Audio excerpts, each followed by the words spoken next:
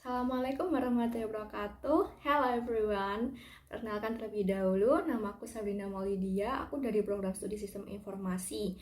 Oke, jadi di video pertama aku di akun channel YouTube aku ini, aku akan menjelaskan mengenai potensi sebagai pemimpin. Oke, jadi kenapa sih pada video pertama ini aku harus menjelaskan materi atau topik tentang potensi sebagai pemimpin? Karena ini adalah salah satu tugas pada mata kuliah kepemimpinan dan manajemen organisasi.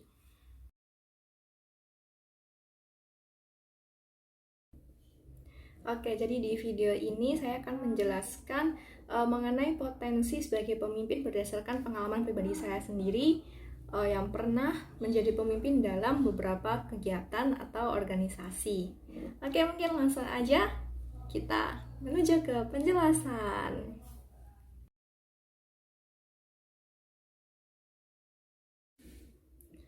Oke, yang pertama saya akan menjelaskan kemampuan kepemimpinan yang harus kita miliki. Jadi yang pertama yaitu ada kemampuan mengukur, dan yang kedua ada kemampuan mengarahkan anggota, yang ketiga kemampuan menyadarkan, dan keempat kemampuan mengubah.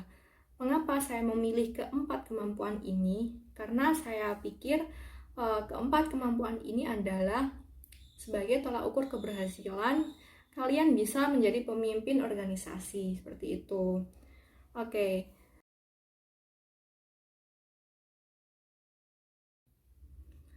Kemudian saya akan jelaskan potensi dalam diri yang harus kita miliki untuk bisa menjadi pemimpin yang baik. Yaitu yang pertama, kita harus memiliki tujuan yang pasti.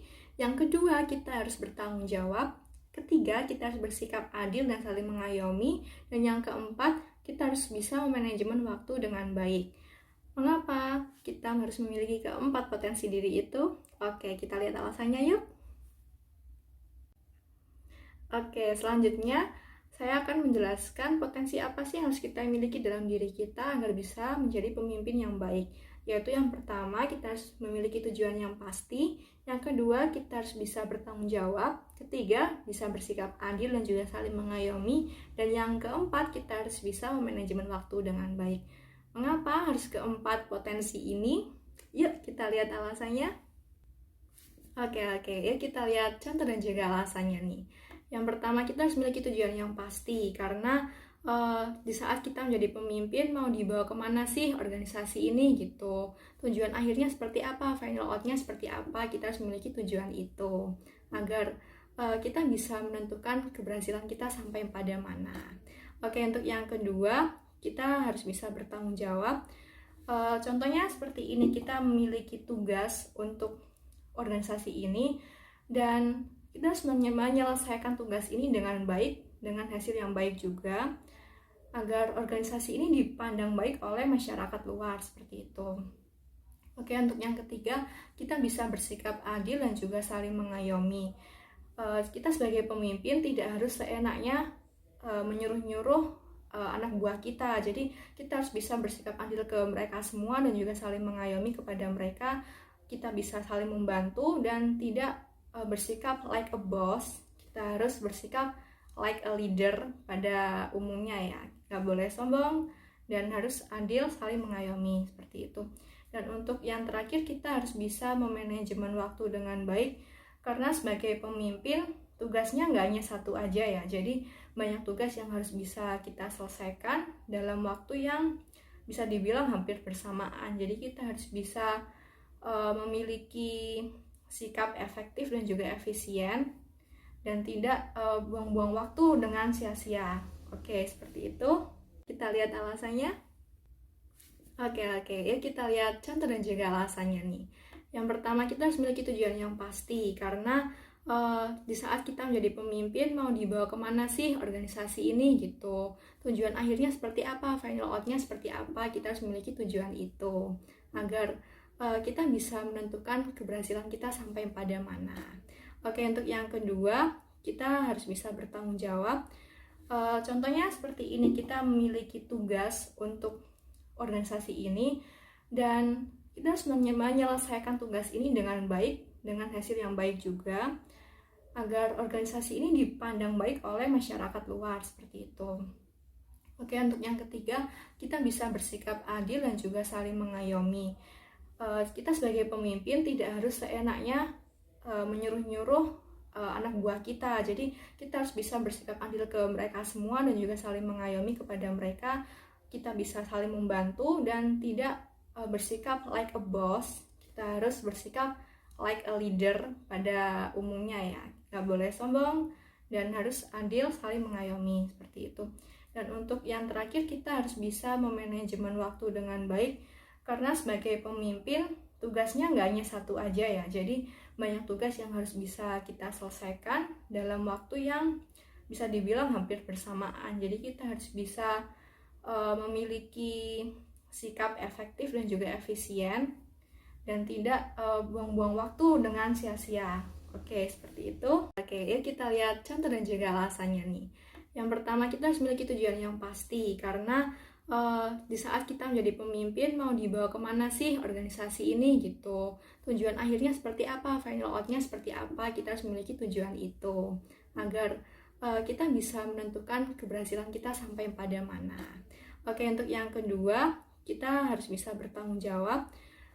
Contohnya seperti ini, kita memiliki tugas untuk organisasi ini dan kita harus menyelesaikan tugas ini dengan baik, dengan hasil yang baik juga, agar organisasi ini dipandang baik oleh masyarakat luar, seperti itu. Oke, untuk yang ketiga, kita bisa bersikap adil dan juga saling mengayomi. Kita sebagai pemimpin tidak harus seenaknya menyuruh-nyuruh anak buah kita. Jadi kita harus bisa bersikap adil ke mereka semua dan juga saling mengayomi kepada mereka. Kita bisa saling membantu dan tidak bersikap like a boss. Kita harus bersikap like a leader pada umumnya ya. Nggak boleh sombong dan harus adil, saling mengayomi, seperti itu.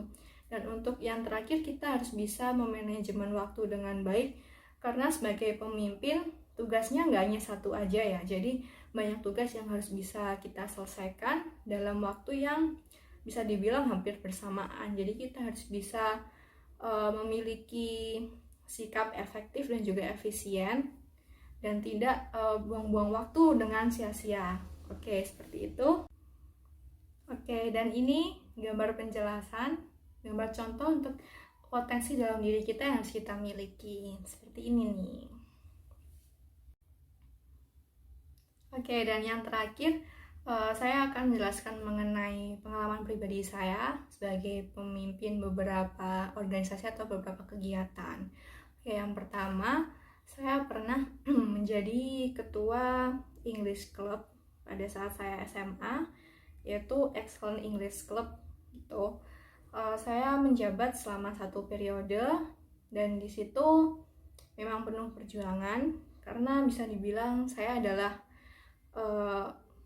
ketua perempuan dan untuk anggota laki-laki sangat sedikit, dan anggota saya yang benar-benar bisa dibilang membantu juga sangat sedikit.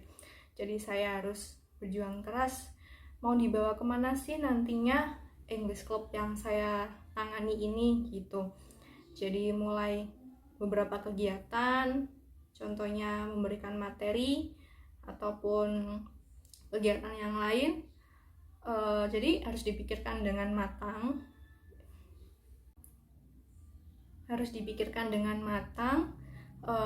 Seperti tadi ada tujuannya juga. Jadi final outnya dari saya menjadi ketua English Club ini apa. Kemudian saya juga bertanggung jawab dalam menjalankan tugas dan juga misi saya. Dan saya juga bersikap adil kepada beberapa teman-teman saya. Dan bisa dibilang untuk manajemen waktu itu cukup sulit, karena waktu itu saya juga selain menjadi ketua English Club, saya juga menjadi ketua untuk OSN biologi di lingkup sekolah saya, seperti itu. Jadi waktu saya SMA, saya mengikuti atau menjadi 2 ketua sekaligus di 2 ekstrakurikuler, seperti itu. Oke, mungkin untuk yang terakhir kali, saya akan menjelaskan kelebihan dan juga kekurangan pada saat saya menjadi ketua English Club dan juga ketua OSN biologi di sekolah saya. Oke, untuk kelebihannya dulu, saya sangat bersyukur bisa menjadi ketua 2 ekstrakurikuler sekaligus, karena selain bisa belajar memanajemen waktu, menambah pengalaman, saya juga bisa untuk membangun potensi bakat saya sendiri atau membangun potensi sebagai pemimpin saya sendiri. Sampai mana sih sebenarnya potensi diri aku ini untuk menjadi pemimpin gitu? Apakah udah cukup atau masih perlu banyak belajar lagi? Seperti itu. Oke, dan di samping itu kelebihan lainnya adalah saya bisa bertukar pikiran dengan ketua ekstrakurikuler lainnya atau ketua organisasi lainnya, saling berpendapat, saling bertukar pikiran. Oh, sebaiknya organisasi ini nih kayak gini gitu, kegiatan ini harusnya dimundurin atau dimajuin, seperti itu. Oke, terus kita punya relasi yang cukup banyak ya dengan beberapa orang penting, seperti itu. Terus untuk kekurangannya sendiri mungkin ya sedikit lelah atau sedikit kesulitan memikirkan hal baru, inovasi baru di organisasi ini, di kegiatan ini, seperti itu. Kayak semisal, oh pada tahun kemarin udah ada kegiatan ini, aku pengennya di periodeku ini harus berbeda, tapi gimana caranya, itu yang sulit. Terus terkadang kita bisa stuck pikiran juga, buntu gitu, mau mikirin apa gitu. Terkadang ada kendala masalah keuangan, kendala masalah pertemanan, seperti itu. Oke, mungkin cukup sekian untuk topik potensi sebagai pemimpin pada video pertama aku ini. Oke, jangan lupa ditonton ya teman-teman.